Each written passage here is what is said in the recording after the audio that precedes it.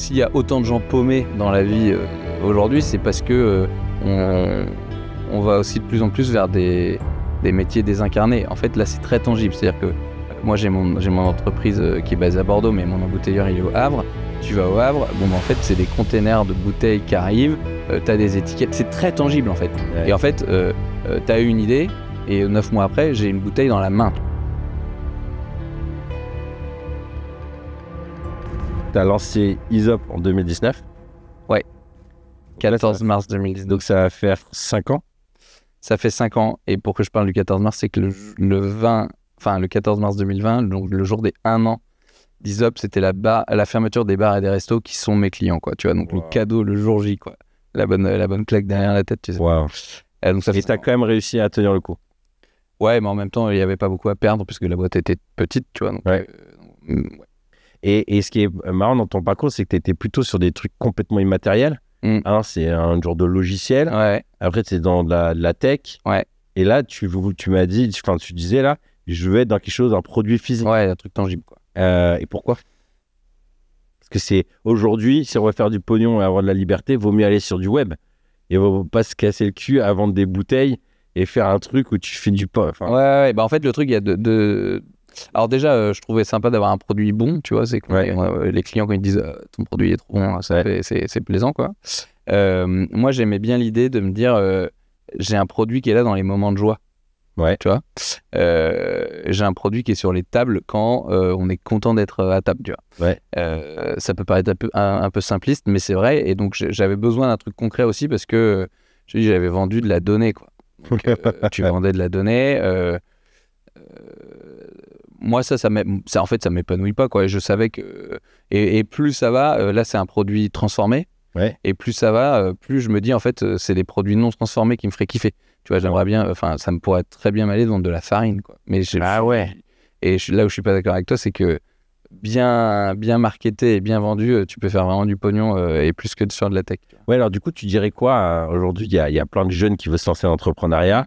Aujourd'hui, le web, il est blindé de vidéos, de lance ta formation, monte ta start-up, lance-toi dans l'IA. Toi, tu as fait le chemin complètement inverse. Qu'est-ce que tu dirais si tu devais lui pitcher une bonne entreprise à l'ancienne c'est quoi les motivations, les kiffs et les potentiels? Bah, en fait, tu vois, typiquement pendant le Covid, les mecs qui ont fait tourner le business, les mecs qui ont fait tourner la France, c'était des trucs très tangibles, quoi. C'était des camionneurs qui géraient la logistique, c'était les gars qui mettaient des cartons en rayon dans la grande distribution. En fait, c'était de la bouffe et bref, c'était pas trop du superflu, quoi. Et moi, je suis assez attaché à ça, de me dire, en fait, si je me lève tous les matins, il y a intérêt à ce que ça soit utile et pas superflu. Alors après, je fais du tonic et de la ginger beer, donc c'est pas over nécessaire, si tu veux. Dans ce cas-là, tu te dis, je fais que de l'eau et du pain et de la viande, tu vois. Bon, après, l'alcool, je pense, c'est ce qui a été le plus consommé pendant le Covid. Non, mais en plus, on a bénéficié ça, mine de rien. Mais qu'est-ce que je dirais Moi, je trouve que s'il y a autant de gens paumés dans la vie aujourd'hui, c'est parce que on va aussi de plus en plus vers des métiers désincarnés. En fait, là, c'est très tangible. C'est-à-dire que moi, j'ai mon entreprise qui est basée à Bordeaux, mais mon embouteilleur, il est au Havre. Tu vas au Havre, en fait, c'est des containers de bouteilles qui arrivent, tu as des étiquettes, c'est très tangible, en fait. Ouais. Et en fait, tu as eu une idée, et 9 mois après, j'ai une bouteille dans la main, tu vois. Et j'ai un truc... et en fait, elle est vendue à un bar, et le barman on la présente à un client, et le client le consomme. Donc, c'est très... moi, j'ai besoin de ça, c'est peut-être binaire, tu vois, mais j'ai besoin... C'est gratifiant. Ouais, voilà, c'est très gratifiant et puis c'est quantifiable. Tu vois, il y a des gars qui te disent qu'est-ce que j'aime dans le fait d'être ébéniste, c'est qu'à la fin de la journée, j'ai l'impression que ou charpentier, j'ai fait ma table et je vois le travail que j'ai fait. Bah, en fait, dans un produit physique, il y a ça aussi. Et donc voilà. Et donc, qu'est-ce que je dirais aux gars moi, je pense qu'il y a plus de business à faire aujourd'hui dans des produits physiques. Il y a plus de boîtes à reprendre là-dedans d'ailleurs. Que dans la tech qui est bouchée où tout le monde croit que c'est le business facile et en fait c'est tellement challengé que je pense que c'est très compliqué aujourd'hui. Mais moi c'est marrant parce que moi j'ai plutôt cette sensation que en gros les produits c'est bon, c'est saturé, on a tout, les boissons on a, la bouffe on a, alors on est en train d'inventer des trucs de plus en plus folkloriques, mais tu vois t'as l'impression que l'industrie classique, tous les business classiques ils sont déjà des coiffeurs il y en a, des restos il y en a, Donc, en gros, je trouve que c'est compliqué en tant qu'entrepreneur. Après, c'est pas mon domaine. Mais te dire, mais je serai la 101e boisson. Là, tu vois, alors que dans le web, tu as l'impression que tu dis que c'est bouché et en même temps. Combien qui réussissent, quoi, dans le web? Il y en a combien qui Oui, réussissent? c'est pareil dans le business. Ouais, mais en fait, quand tu t'as. C'est quoi le pourcentage? C'est 10% qui passent les 3 ans ou un truc comme ça? Non, ouais, je sais pas, mais oui, t'as raison, c'est très faible. Mais tu vois, moi, plus ça va, plus ce qui m'intéresse, c'est les marchés énormes, tu vois. Genre, quand je te disais la farine. La farine, t'en consommes 16 fois par jour, tu sais, t'es pas au courant, tu vois. C'est du délire. Il y en a absolument partout. Donc, c'est des trucs dont tout le monde a besoin. Et donc là, ça, c'est tenu par 5 mecs. Et en fait, même si tu fais 1% du plus gros, t'es une machine de guerre, tu vois. Et c'est ça qui m'excite, moi. Mais c'est vrai que toi, tu t'attaques à des marchés. Voilà, la dernière fois, on en parlait, mais c'est des mafias, les trucs. C'est-à-dire, en gros, là, les boissons alcoolisées, il y a quoi? Il y a 3 grandes boîtes au monde. 5, ouais. Et genre, pour rentrer là-dedans, en fait, ton seul espoir, c'est de te faire racheter un jour, quoi. Bah, c'est pas mon seul espoir, mais c'est la réalité de ce qui risque de se passer. C'est pas forcément je monte pas une boîte pour la vendre, mais pour exister dans le temps long sur ces boîtes-là, ouais. C'est qu'en fait, tu arrives à un marché où il est déjà saturé, quoi. Il est verrouillé. Mais c'est vrai que là où je pense qu'il y a une opportunité, et en ce moment, c'est un truc qui travaille. Je regardais une vidéo d'un gars alors lui, il expliquait, pour se lancer dans des business, il faut regarder les démographies, parce que c'est souvent les mouvements démographiques qui te donnent les tendances. Et si on regarde aujourd'hui, dans les 10 prochaines années, il y a les baby boomers qui vont partir à la retraite.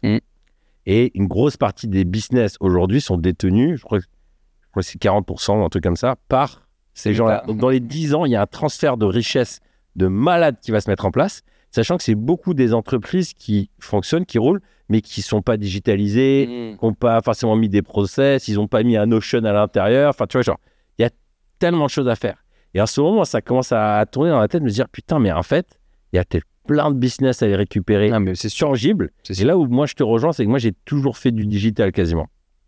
Et les dernières années, quand j'ai commencé à faire des magazines, il y avait une satisfaction de recevoir le papier et d'être au shot là et en train de le toucher, le papier. Et c'est vrai qu'il y a quelque chose de gratifiant. Et dans cet esprit-là, je suis en train de me dire quel genre de business j'aurais envie de racheter.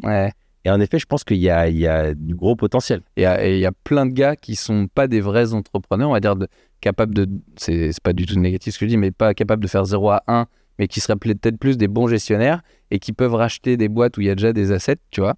Moi, j'ai pas mal de potes qui sont en train de s'inscrire dans des trucs de repreneurs, etc. Et tu vois, à titre d'exemple, avec mes frangins, on avait regardé pour acheter une boîte qui fait des jeux en bois. Tu vois. À un gars, à la base, il faisait des sabots. Il a commencé à faire des jeux en bois, etc. Bref, et ça vivotait, tu vois. Et en l'occurrence, c'est mon petit frère qui regardait ça. C'est pas lui qui a eu le mandat. Il y a un autre gars qui a acheté et ça cartonne parce que le gars, il a notre âge, il veut tout dégommer et ça, il en exporte dans le monde entier, tu vois. C'est un truc... et des exemples comme ça, il y en a à l'appel, tu vois.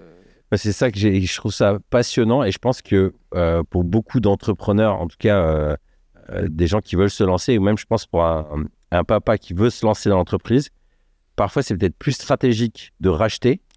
Là, je parlais cette semaine avec un entrepreneur dans mon domaine dans le digital qui disait, moi j'ai pas envie de me faire chier à monter des boîtes. Il avait racheté une boîte de SEO.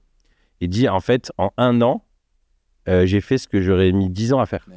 Parce que c'est structuré, tu as déjà une base de clients, tu as déjà un petit process. Et moi, je le vois, on a mis une éternité. On a dû mettre peut-être 6 ans à faire 400 000 euros. Après, on a mis, je sais pas, encore 6 ans à passer à avoir du million. Et après, ça s'est enflammé. Après, en 2 ans, on faisait quasiment 5 millions. Mais en fait, c'est palier. Et je me dis, putain, j'aurais racheté une boîte. Après, moi, j'étais pauvre. Avec 160 euros sur le compte. Donc, j'ai fait à la dure parce que j'avais pas le choix. Mais aujourd'hui, je me dis, tu vois, on réfléchit à monter une maison d'édition. Et je me dis, mais en fait, je pourrais peut-être juste racheter une maison d'édition. Je mets mon nom après, mais la personne, elle a déjà son réseau de distributeurs, elle a déjà ses relecteurs, elle a déjà le statut. Et en plus de ça, parce que là, j'ai discuté à plusieurs personnes qui sont un peu des experts là-dedans. Il y a plein de méthodes pour même pas faire de crédit, faire des crédits racheteurs, vendeurs, je sais plus comment ça s'appelle. C'est-à-dire qu'en gros, tu prends la boîte, la personne, tu la payes sur 2-3 ans avec l'argent de la boîte. Enfin, il y a plein de méthodes. Et puis aussi, il y a plein de personnes qui veulent partir à la retraite, qui sont fatiguées. Bien sûr. Ils ont juste plus envie de s'embêter. Et donc, il y a des énormes opportunités. Si cet échange a fait écho avec ton propre cheminement, je pense que tu vas apprécier l'e-book que j'ai rédigé pour les papas, patrons, pèlerins. Adieu la culpabilité des parents entrepreneurs. J'ai mis à l'écrit 17 pensées qui m'ont aidé à réduire de 30% ce sentiment de culpabilité. Tu sais, cette impression de ne pas être assez présent pour ma famille, pour mon travail. Pourquoi 30%? Tout simplement parce que ce sentiment ne disparaît jamais vraiment. Bien géré, il est un indicateur, mais non contrôlé, il fait beaucoup de dégâts. Cela fait des années que je travaille sur ce sujet, car la culpabilité est très présente en moi et c'est un sentiment qui se transmet de génération en génération. Et je ne veux pas refiler ça à mes enfants. Trop lourd à porter. La culpabilité, c'est porter l'entière responsabilité des événements.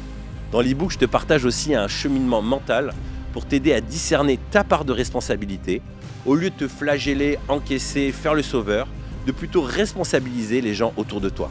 Il est gratuit et il te suffit de cliquer dans le lien dans la description. En le téléchargeant, tu t'inscris aussi à ma newsletter où je te partage mes nouveautés. Bisous.